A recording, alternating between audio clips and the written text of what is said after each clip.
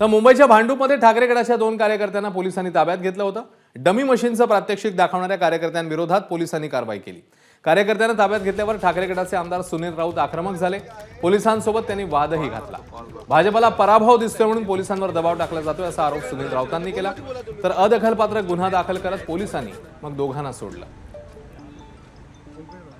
त्या टेबलावरती गुटख्याची मशीन दाखवण्यासाठी ठेवली होती, ती चुकीची आहे। परंतु निवडणूक आयोगाच्या कुठल्याही गाईडलाईन मध्ये ते नसले नाहीये, तरी सुद्धा जबरदस्तीने त्या दोघांना अटक करून ठेवलेला आहे। आणि माझी मागणी तीच आहे, निवडणूक आयोगाने सांगितलं तर तुम्ही त्यांना अटक करा, तो पण त्यांना काम करू दे। पोलीस अंडर प्रेशर काम करतायत, पोलीस अंडर प्रेशर काम करतायत। पोलिसांना प्रचंड दबाव आहे आणि त्यामुळे त्यांनी त्यांना अटक केली। एबीपी माझा, उघडा डोळे बघा नीट।